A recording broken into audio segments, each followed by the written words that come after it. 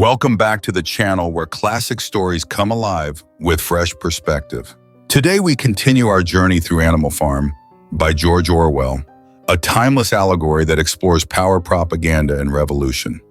In Chapter 4, Orwell takes us beyond the farm's fences to reveal how ideas spread and how fear spreads faster. While the animals celebrate their first real victory, we begin to see how battles are not just fought with guns, but with symbols, songs, and stories. So here's a question for you. In a revolution truly survive its first wars? In the late summer, news of the rebellion on Animal Farm had traveled widely throughout the surrounding counties. Every day, Snowball and Napoleon dispatched pigeons to neighboring farms with orders to spread the tale of their triumph and teach the anthem Beasts of England to other animals. Their message ignited a subtle but growing unrest beyond the borders of Animal Farm, stirring the hopes of oppressed creatures and sparking fear among the humans. Mr. Jones, now dispossessed, wallowed in self-pity at the Red Lion in Willingdon, endlessly recounting the injustice he had suffered. While some neighboring farmers expressed theoretical sympathy, their true intentions were less noble.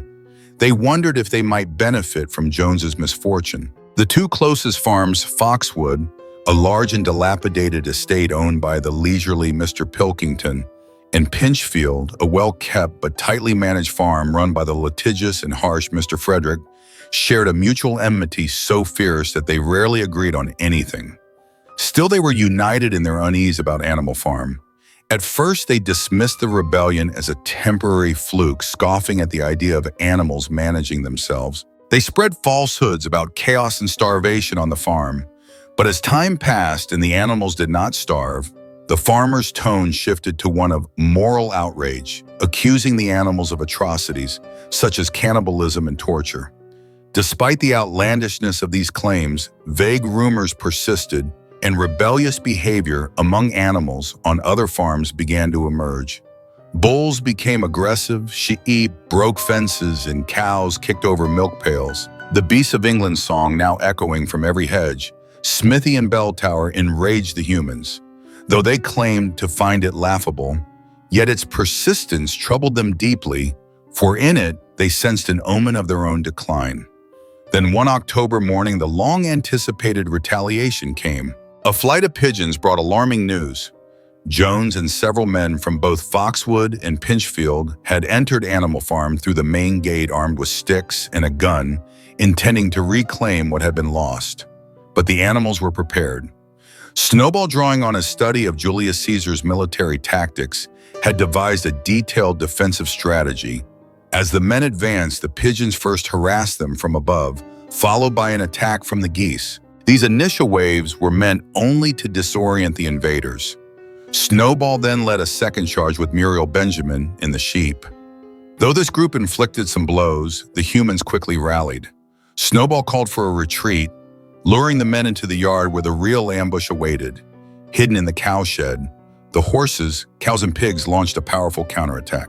Snowball himself charged at Jones, who managed to fire a shot that wounded Snowball and killed a sheep.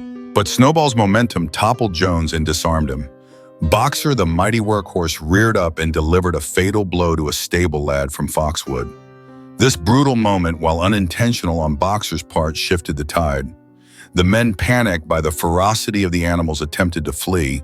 They were chased, beaten, bitten, and driven from the yard, with the geese hissing after them. Within minutes, the attempted recapture had failed spectacularly. One casualty remained. Boxer stood over the unconscious lad, stricken with guilt. "He is dead," he said sorrowfully, lamenting his iron-shod hoofs. Snowball, wounded but fierce, dismissed Boxer's remorse with a cold declaration.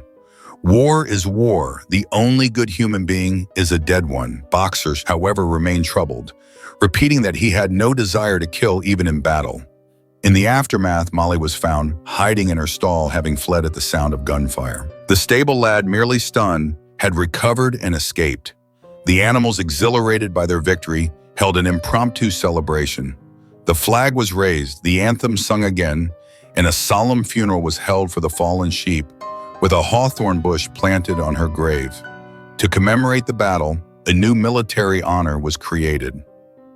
Animal Hero First Class was awarded to Snowball, and Boxer, symbolized by old horse brasses to be worn on ceremonial days. A second-class medal was posthumously awarded to the sheep. The animals collectively agreed to name the event the Battle of the Cowshed after the site of their triumphant ambush. Jones's abandoned gun, recovered from the field, was placed beside the flagstaff and declared a monument. The animals decided it would be fired ceremonially twice a year, once on the anniversary of the rebellion and once on the anniversary of their victory at the Cowshed. In this act, they sought not only to remember their triumphs, but to enshrine them in the mythos of Animal Farm's new era, an era born of defiance united by blood and defined by the will to never again kneel before man. By the late summer, the rebellion on Animal Farm had become more than an isolated event. It had transformed into a story, a symbol, and ultimately a force that traveled beyond the borders of the farm. Orwell describes how Snowball and Napoleon sent out flights of pigeons to neighboring farms, instructing them to spread the tale of the uprising and teach the animals the tune of beasts of England. In this, the author reveals a deep truth. Even the simplest stories, when carried with passion and hope, can inspire waves of change. Rumors of a wonderful farm, a wave of rebelliousness ran through the countryside. It wasn't just about animals taking over a farm, it was about possibility. That something different was not only imaginable but achievable. In our world today, especially in 2025, this resonates profoundly. With the internet, stories can circle the globe in moments. A protest in one country may spark reform in another. A single voice amplified through song video, or even a tweet, can breathe courage into places thought silent. Yet when new ideas bloom, resistance often follows. The human farmer's first reaction was not to reflect, but to ridicule. As Orwell writes, they put it about that the animals were practicing cannibalism. When mocking proved ineffective, they turned to defamation, painting the rebellion as something perverse and unnatural. This pattern is all too familiar in today's world. As new movements rise, be they for justice, climate action, or political change, those in power frequently meet them with fear and slander. It's easier to dismiss a revolution than to face the truth behind it.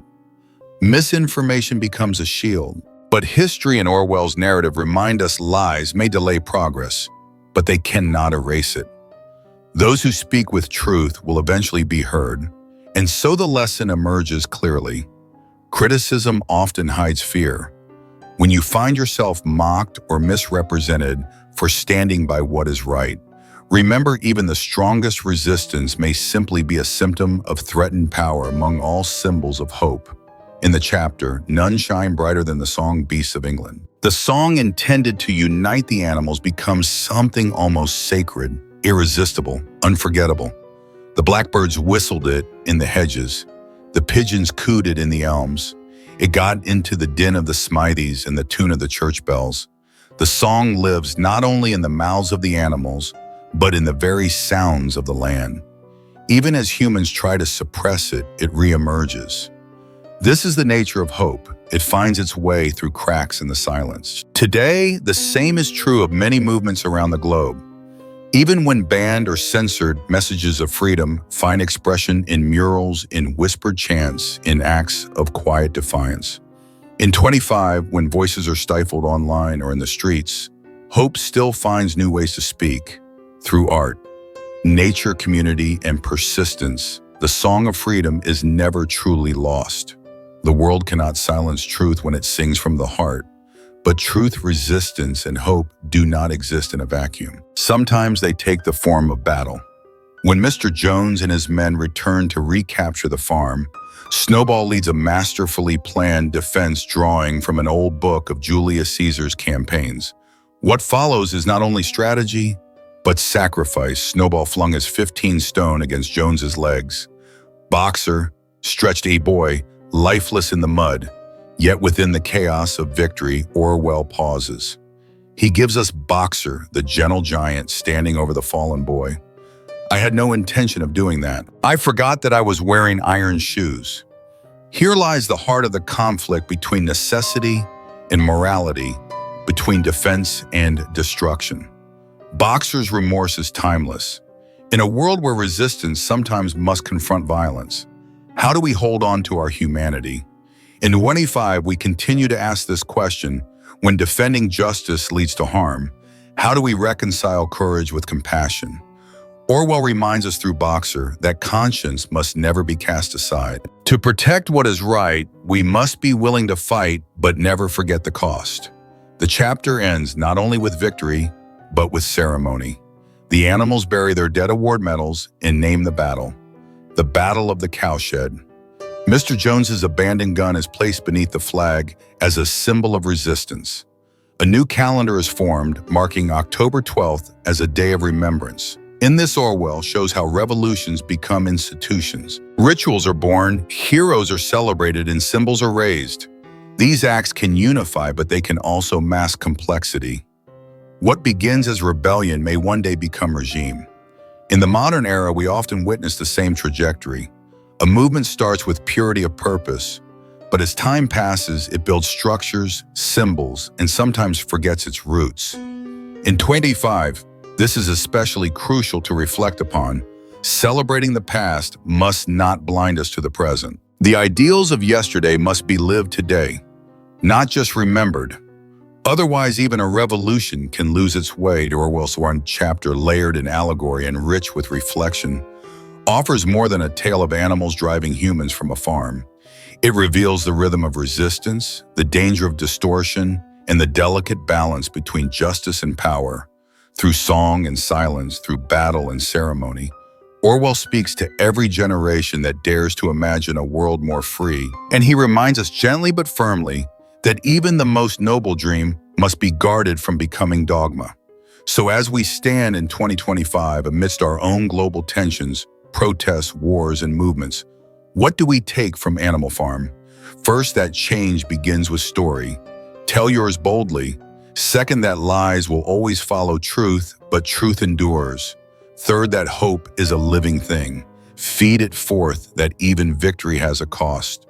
Mourn with grace. And finally, that every movement must ask itself daily, are we still serving the freedom we once fought for? Let your song be heard. Let your conscience stay soft. And let your resistance remain rooted in the dream, not just of rebellion, but of renewal. For in the fields of Animal Farm, and in the hearts of those who still sing, beasts of England, the future has always belonged to the brave.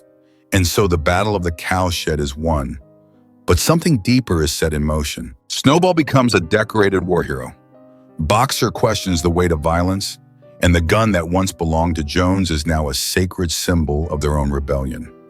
As you reflect on this chapter, consider, what does it take to defend an ideal, and when does defense become domination? Don't forget to like, comment, and subscribe if you're enjoying this series. In the next episode, we'll look at how small compromises begin to reshape the dream of animalism, one silent step at a time.